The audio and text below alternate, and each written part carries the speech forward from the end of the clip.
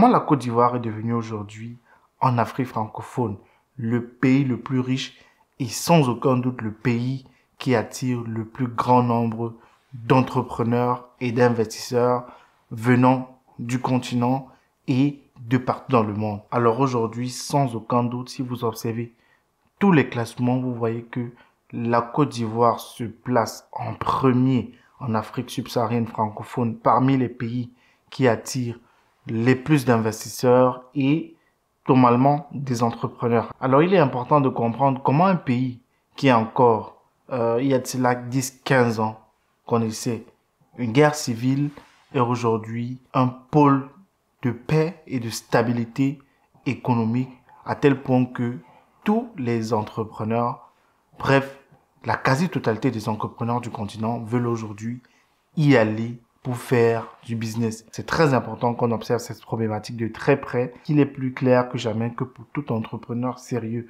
sur le continent, la Côte d'Ivoire serait peut-être l'Eldorado pour vous, là où vous allez enfin réussir dans votre business. Alors salut à toi, bienvenue sur ma chaîne YouTube.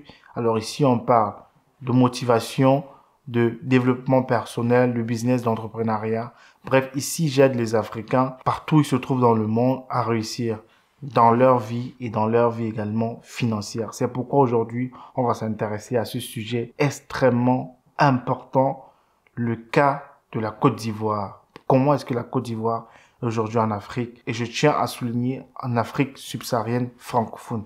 Parce que si on va au-delà, il y a des pays comme l'Algérie et le Maroc qui sont plus ou moins aussi des pays francophones. Alors, la Côte d'Ivoire, en 2023, c'est plus de 25 000 entreprises enregistrées. Bien devant le Cameroun qui comptait également la même année environ 18 000 à 19 000 entreprises enregistrées. Mais sauf que dans le cas de la Côte d'Ivoire, ces entrepreneurs ne sont pas que ivoiriens. Ils viennent de plusieurs pays en Afrique, le Sénégal, le Mali, le Togo et du Cameroun même. Et c'est très intéressant quand on se pose la question de savoir pourquoi est-ce que ces entrepreneurs-là sont allés en Côte d'Ivoire et pas un autre pays. Alors si on regarde un indicateur du Fonds monétaire international comme le PIB, on se rend compte également que ce n'est pas anodin la raison pour laquelle les entrepreneurs africains sont attirés par la Côte d'Ivoire, parce que c'est le premier PIB en Afrique subsaharienne francophone devant la RDC qui est bien plus grand, bien plus riche en ressources naturelles, bien plus riche en ressources humaines que la Côte d'Ivoire. La Côte d'Ivoire est à 86,9 milliards de dollars du PIB et la RDC est à 75 milliards. Alors le Cameroun, quant à lui, il est bien derrière, je crois que c'est dans les 46 milliards ou 56 milliards. Je pense plus que c'est 46 milliards. Alors, ceci est déjà un indicateur clé de voir, d'observer du moins comment la richesse du pays évolue. Parce que la croissance de la Côte d'Ivoire les 5 dernières années a été très positive.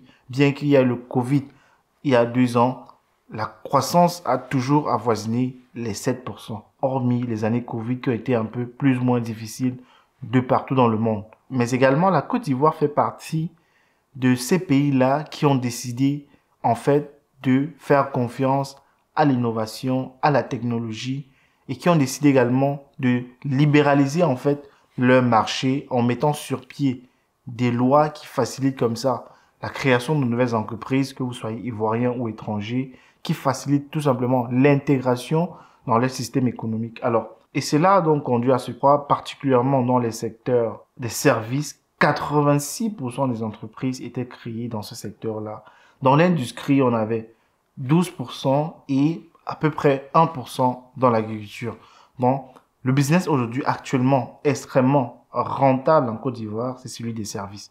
Que ce soit les Airbnb, que ce soit les services de location de voitures, que ce soit les services de livraison, etc. Ce sont des business qui se sont multipliés ces dernières années en Côte d'Ivoire, les restaurants, etc. C'est généralement vers ces business-là que les entrepreneurs qui n'ont pas des budgets exponentiels, ou bien, je dirais plutôt des budgets limités, se dirigent. Parce que avec, disons, 15 millions, tu peux avoir un appartement et le faire louer comme ça si tu es en Afrique. Et si ça marche plutôt bien en Côte d'Ivoire, pourquoi ne pas y aller? C'est ça que la question que tout le monde se pose. Donc, sous cette base-là, c'est beaucoup plus intéressant que d'autres pays dans lesquels, pour investir la même somme, tu ne seras pas autant gagnant.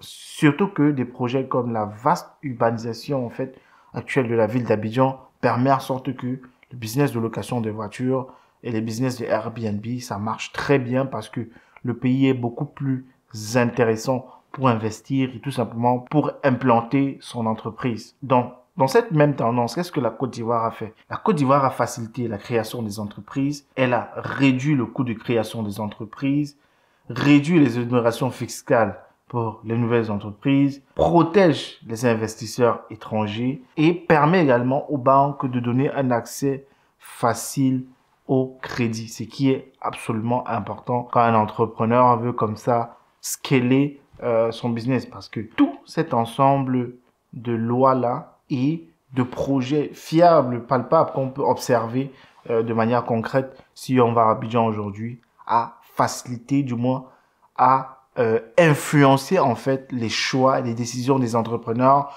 de se tourner vers ces pays-là. Surtout les entrepreneurs venant d'Afrique, parce que il est clair qu'aujourd'hui, c'est beaucoup plus intéressant pour un entrepreneur d'aller investir en Côte d'Ivoire ou bien d'implanter son entreprise de service en Côte d'Ivoire que de l'implanter, disons, dans un pays comme, je dirais peut-être le Togo ou bien le Cameroun ou bien tout simplement le Burkina Faso. Mais la Côte d'Ivoire a donc su très bien jouer de cet atout-là et agir un peu similairement aux États-Unis, parce que si on observe le cas des Américains, Elon Musk aujourd'hui, c'est un Sud-Africain. C'est quelqu'un qui arrive aux États-Unis en comprenant que, en fait, le rêve américain, pour lui, c'est possible. Donc, tu peux venir d'ailleurs et développer ton business et le faire fonctionner. Là, il suffit juste d'avoir les bonnes stratégies et ça va marcher.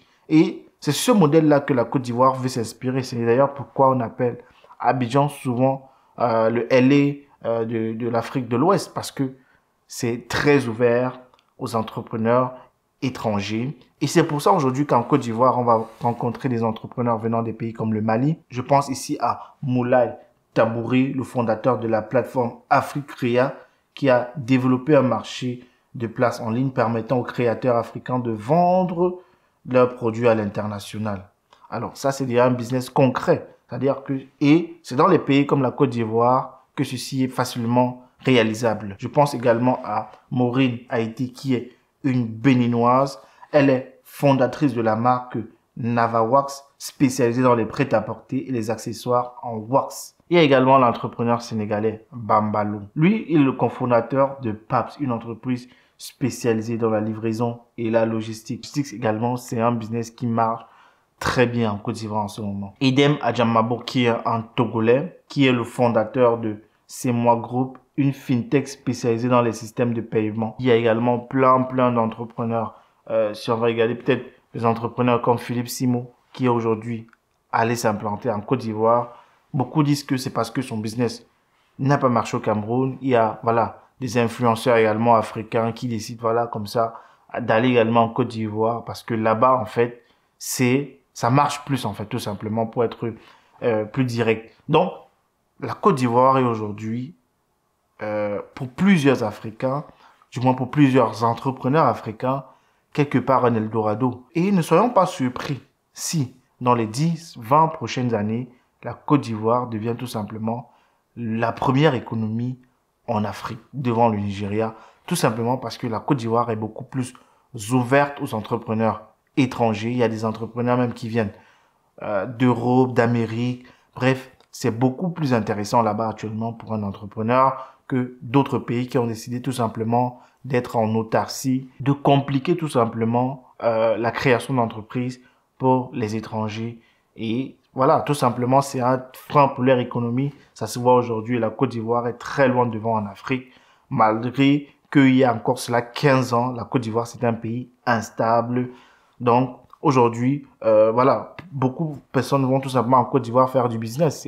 C'est là-bas que ça se passe actuellement en Afrique. Ils ont organisé la CAN dernièrement. Ça a été un succès pour la majorité.